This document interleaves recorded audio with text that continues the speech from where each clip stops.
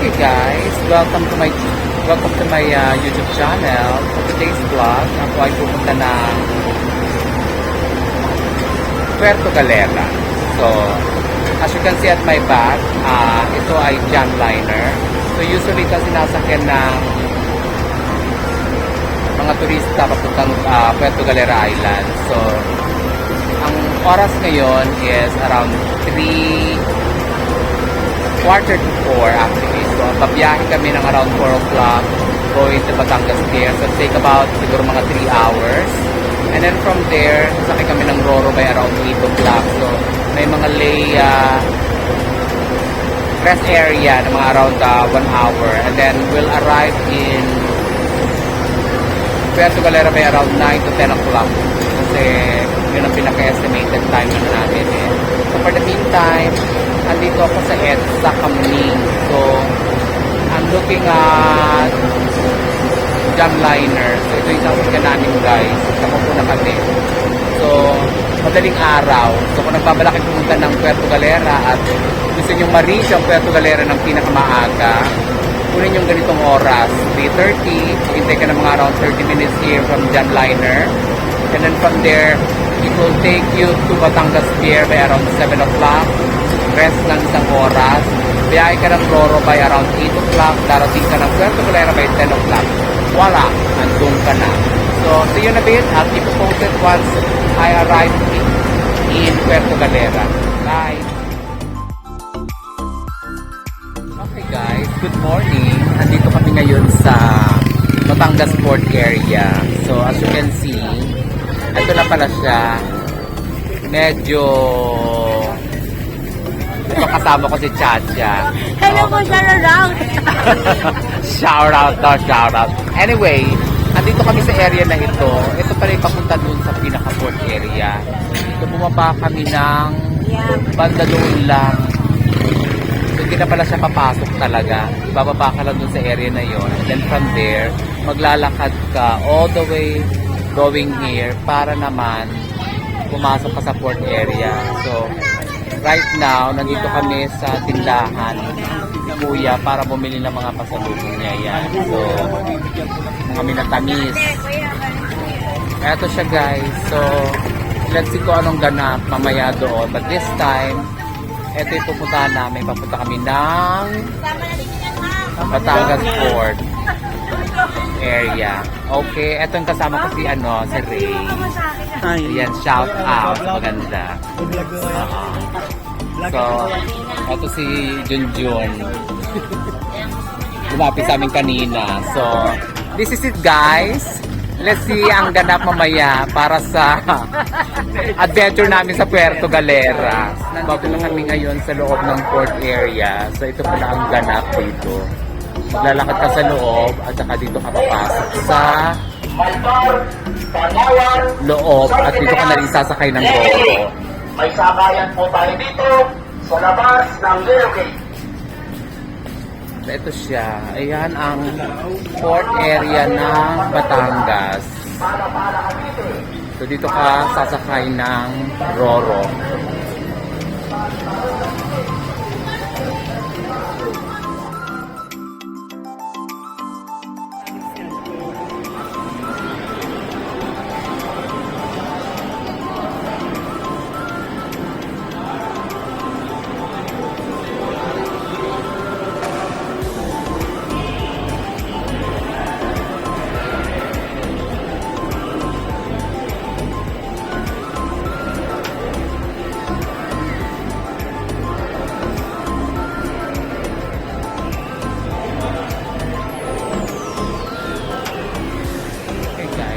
na ako sa pagbabayad ng ticket. Ang sasakyan namin is Roro.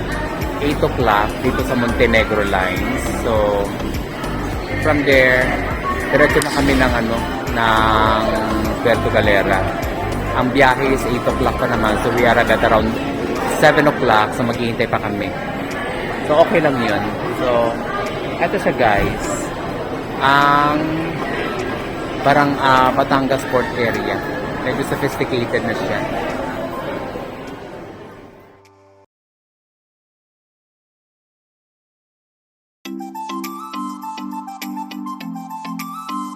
Okay guys, nakapasok na kami dito sa area ng departure nila. So ito pala siya. Diba napaka-sophisticated. Kanina dumang kami sa screening. Yan yung screening. So yung mga baggage mo, yung mga bibitbit mo, lahat yan dadaan dyan sa screening na yan. And then from there, saka ka na maghihintay dito. So yan. Doon tayo sa dulo daw kasi nandun daw ang boarding gate ng Roro. So this is it guys. Binablog ko lang para magkaroon kayo ng ng idea. Kung pupunta kayo ng Puerto Galera, ganito ang dadaanan nyo sa Batangas Port. At ito ang bubungad sa iyo. Para just in case, kung nagbabalak kayo pumunta, magkakaroon na kayo ng idea na ito ang dadatnan ninyo sa port area. So makikita mo na yung dagat dyan, yan na. Ayan yung mga Roro na maghihintay sa atin. Okay? I'll keep you posted once na makasakay na kami ng Roro.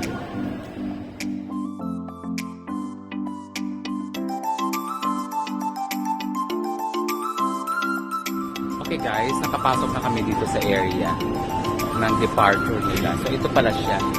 Diba napaka-sophisticated? Kanina dumang kami sa screening. Yan yung screening. So yung mga baggage mo, yung mga bibitbit mo, lahat yan dadaan dyan sa screening na yan. And then from there, saka ka na maghihintay dito. So yan. Doon tayo sa dulo daw kasi nandun daw ang boarding gate ng Roro. So this is it guys. Binablog ko lang para magkaroon kayo ng ng idea. Kung pupunta kayo ng Puerto Galera, ganito ang dadaanan nyo sa Batangas Port. At ito ang bubungad sa iyo. Para just in case, kung nagbabalak kayo pumunta, magkakaroon na kayo ng idea na ito ang dadatnan ninyo sa port area. So makikita mo na yung dagat dyan, yan na. Ayan yung mga Roro na maghihintay sa atin.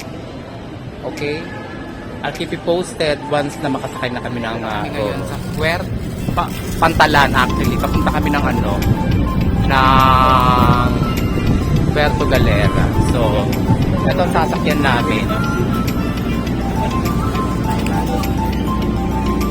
Ito. Okay guys, nandito na kami ngayon sa Roro. Roro ang sasakyan namin. So, kung nagbabalak kayong pumunta ng Puerto Galera at nagtitipid, Roro lang ang katapat nito. So, ito siya guys, ang Roro. Actually, bear with me. Bear with me again. So, medyo makakot. Ito siya. Medyo masalibungot ang sasakyan. Actually, ganito yung sinakyan ko rin sa sa Bantayan. Roro din yun. Sinampay yung mga sasakyan. And then from there, bumiyahe kami ng 2 hours. Ayan, yung mga daming masasakyan. So, this is it. Ito, medyo maaraw-araw siya ngayon dahil masikat na si Sunshine. So, ito yung pasad ng mga pasahero na pwede mong upuan. Pwede rin sa taas, pwede rin sa baba. So, ikaw na lang mamimili. Yan. Pwede naman din dito sa loob. Ayan. Para hindi ka mainitan and everything. Ito yung medyo convenience. Kung nagbabalak ang medyo hindi ma-stress, dito ka sa aircon. So, ito siya ang facilities. Diba? Bongga.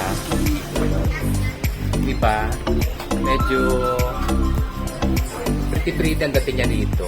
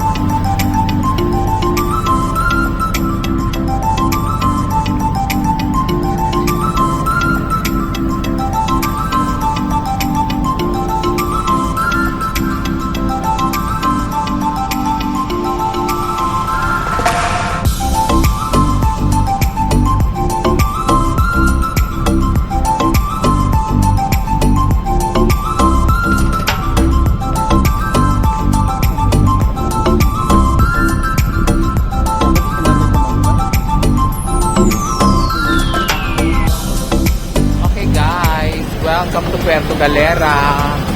So nandito na kami sa daungan ng Puerto Galera kung saan lumalabas ang mga sasakyan. So kasama to sa mga isinama ng Roro. So kung nagbabala kayong pumunta ng Puerto Galera, ito pong sinakyan namin. So medyo masalimuot guys, but nonetheless it's very happy to be back in Puerto Galera. So this is it. May mga protocols na natadaanan, may mga registrations I guess, but nevertheless yan naman ay manageable. So ito mga dadaanan namin. Again, welcome to Puerto Galera, and then hanapin na lang namin mamaya ang aming hotel. Okay, so ito yung process. O yun, may process. Yan siya. Okay, nandito kami sa processing receiving area ng mga turista. So kung nagbabalak kang pumunta ng Puerto Galera, so dadaan ka sa process ito. Mag-fill up ka sa video tourism, and then dito ka naman sa payment ng environmental na 120. So iyan ang babayaran mo para makapasok ka ng Puerto Galera, and then that's it. Yun siya guys. So easy process, easy peasy. So palabas na kami, pupunta kami sa hotel na kung saan kami magpapahinga, and then gala to the max na rin para ma-maximize ang isang araw. So ito ang labasan ng Puerto Galera. So this is it. I'll keep you posted kasi alam ko may habang-habang maghihintay sa akin.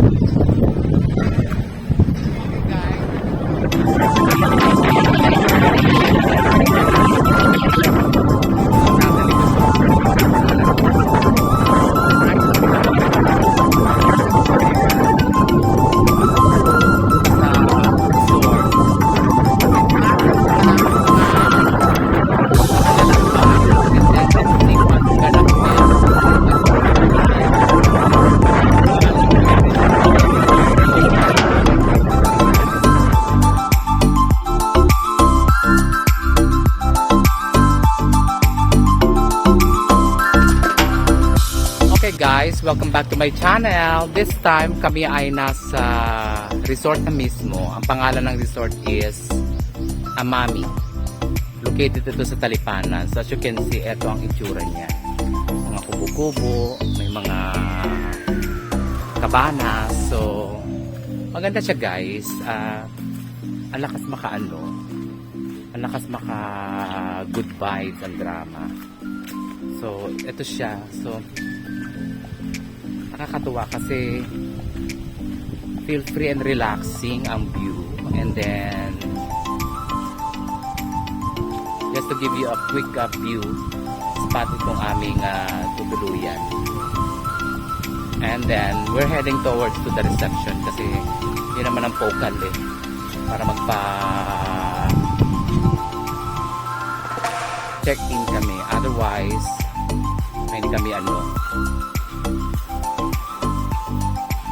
pasok. But I think ang check-in dito is around 3 o'clock pa. So nevertheless, we have to stay for a while. Pero ito siya guys. Kung nagbabala kayong pumunta ng Puerto Galera, puntahan nyo itong Amami. Medyo relaxing and laid back daw ito So, Mountain Beach Resort, hammock and camping. So, bubulaga naman sa iyo ang beach naman ito. Nakakatuwa, di ba? So, medyo maalon. Siguro dahil windy. Ayan siya.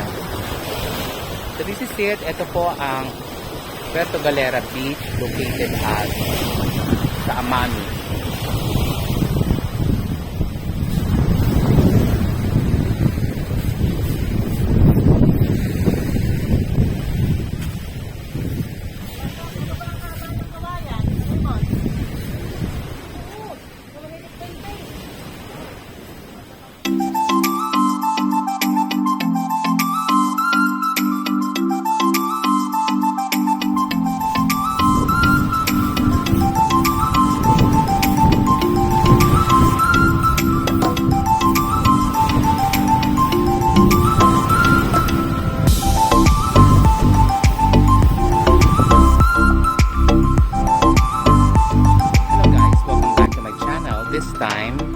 We finally arrived at the right one, Amami Beach Resort, which is this one. As you can see, meron akong gwapong singer dito na kumakanta. Nevertheless, ito po ang Amami Beach Resort. As you can see, yung facade niya is very relaxing and laid back.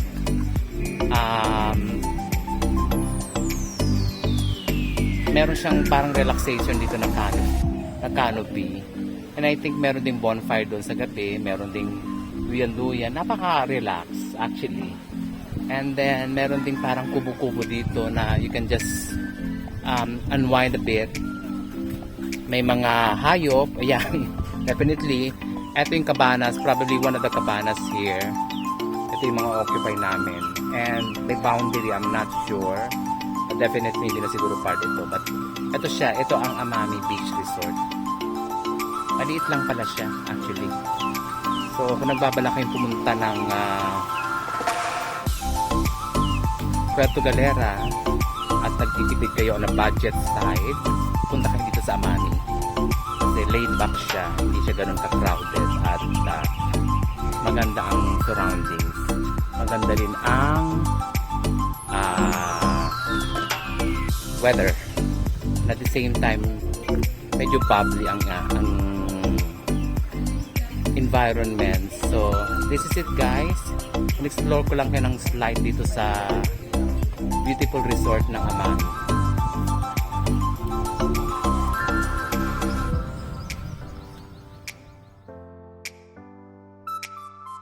Okay guys, welcome back to my channel. This time, tayo ay pupunta sa isa sa mga tourist attraction nila, ang Talipanan Falls. So, magko-cross tayo dito sa area na to kung saan babagtasin natin itong lugar na to paakyat papunta sa Talipanan Falls. So isa ito sa mga pinupunta ng mga turista. So kung nagbabala kayong gumora at pumunta dito sa Puerto Galera, feel free to visit Talipanan Falls. Kasi madaling sadyain at hindi kayo mahihirapan. So ibang pasad, mga konting mga amenities, I guess. So may mga registration for that. Tingnan natin. But this time, ito siya. So, Iraya Mangyan. So, ito ang magkano ano nito, kuya? Ang 50? 50 lang daw. So, 50 lang daw. 50 kiyaers lang daw, Jess. Ay, Ray. 50 kiyaers. So, Iraya Mangyan Community Guide. So, magbabayad ka lang dyan ng registration. So, check na. Tapos, iikot ka na dito sa area na ito. So, may mga relaxation sila. Ito yung mga nila, mga community base nila na para trabaho para sa mga sa mga mangyan. So, 'di ba? Isa sa mga sustainable negosyo. Tapos meron naman dito sa side na to ng mga na mga bilihan ng mga souvenirs. So, siya? May ganap. So, may mga kubo-kubo. At ito mga may ginagawa sila ng mga Tingnan natin. Yan siya. Alam sila yung ginagawa ni ate na parang mga negosyo.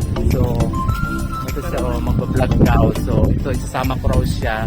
Balay Tabudan. So, kung gusto nyong silayin ang mga ginagawa nila nandiyan. So, sustainable nga naman. So, community development siya, guys. So, isa sa mga dinutulungan ng LGU para magkaroon ng negosyo dito. So, may mga damit din yan sila dyan. And then, eto na yung mga ginagawa nila na pwede mong bilhin later on. So, ito siya, guys. So, yan yung mga paninda. Definitely ito yung mga ginagawa nila. Diba? Ang ganda tingnan. Diba? Yung mga product ninyo dito, mga magkano usually? Ito pong bag na round bag ko ay yung mga lamay yung mga plate-platera nyo na ganyan. Ito, like itong hinawakan ko. Magkano to? Ito. 250 na po ito. Magkano? 250 po. Pwede matigas yung magandang tela. Tapos ito naman pwede kumuko kasi yung kulay niya po natural po talaga. That's nice. So ito mga dinidisplay nyo rito, yan yung mga ginagawa ng mga yan. Ito po ay bawat kami po sa kanila naman po yan. Sa kanila pupunta. At least may mga sustainable sila business na pinagkakakitaan. Din yung mga ganito yung magkano? Hindi, ito po ay sa kaibigan po namin. Sa kaibigan. Ito po yung mas magawa po namin. Usually, okay. Sige, dadaan na lang kami mamaya, te. So, ito siya, guys. Marami kang pagpipilian actually. So, nakakatulong ka sa mga indigenous group nila. Kasi, ito ginagawa nila yan eh. So, this is it. Paakit kami mamaya sa Talipanan Falls. I'll keep you posted kung anong ganap at this time. Kung hayaan natin yung mga ganap ng mga nila, produkto. Ano na mababaw lang ito?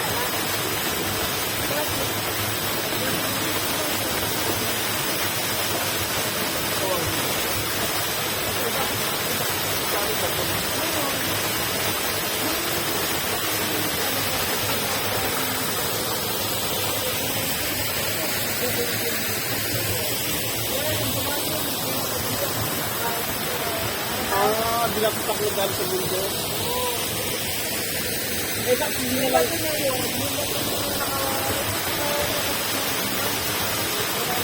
na lang inaalit ko